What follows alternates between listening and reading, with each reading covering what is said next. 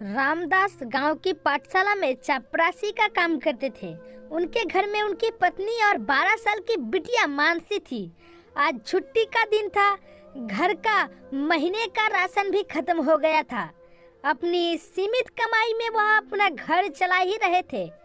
उस दिन वह बनिए की दुकान से राशन लेने के लिए चल पड़े। साथ में मानसी भी निकल पड़ी कि आज बाजार में घूमना भी हो जाएगा। बनिया लाला की दुकान पर पहुंचकर उन्होंने अपना राशन बंधवाया और मानसी का हाथ पकड़कर वापस चल दिए। चलते चलते मानसी की नजर गोलगप्पे वाले के ठेले पर पड़ी।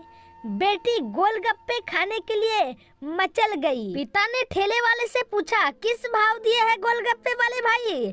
गोलगप्पे वाले ने जवाब दिया, 10 रुपए का 8 गोलगप्पे। पिता को मालूम न था कि गोलगप्पे इतने महंगे हो गए हैं। जब वह खाया करते थे तो 1 रुपए में 10 मिलते थे।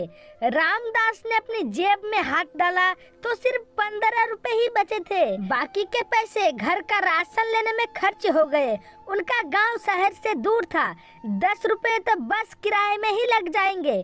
पिता ने कहा, नहीं भाई, 5 रुपए के 10 दे दो तो ठीक है, वरना हम नहीं लेंगे। यह सुनकर बेटी ने मुंह फुला लिया। पिता ने कहा, अरे चलो भी, नहीं लेने इतने महंगे गोलगप्पे। पिता के माथे पर लकीरें उभर आई। तभी ठेले वाला बोला, अरे खा लेने दो ना साहब, अभी आपके घर में है तो आपसे लाड और जिद भी कर सकती है। कल को पराये घर चली जाएगी तो पता नहीं ऐसे मचल पाएगी भी या नहीं। तब आप भी तरसेंगे बिटिया की ख्वाहिश पूरी करने के लिए। गोलगप्पे वाले के यह शब्द पिता को चुभने लगे और उनको सुनकर पिता को अपनी बड़ी बेटी की याद आ गई, जिसकी शादी 3 साल पहले एक खाते पीते और पढ़े लिखे परिवार में की थी। उन्होंने पहले ही साल से बेटी को सताना शुरू कर दिया। 2 साल पहले तक वह मिट्टी भर कर नोट उनके मुंह में ठूसते रहे, पर लड़के वालों का पेट बढ़ता ही चला गया और अंत में एक दिन सीढ़िया से गिरकर बेटी की मौत की खबर ही मायके तक पहुंची।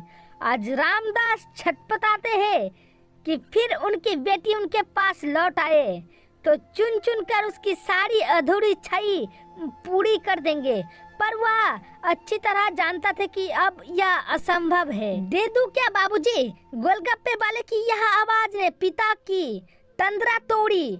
रुको भाई, 2 मिनट, यह कहकर वह वापस उस राशन की दुकान पर गए जहां उन्होंने अपना सामान खरीदा था।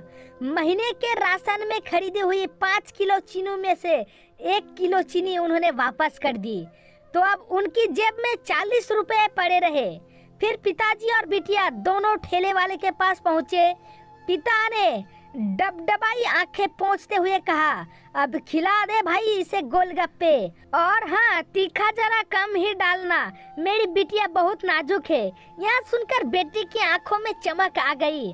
उसने पिता का हाथ और भी कसकर पकड़ लिया।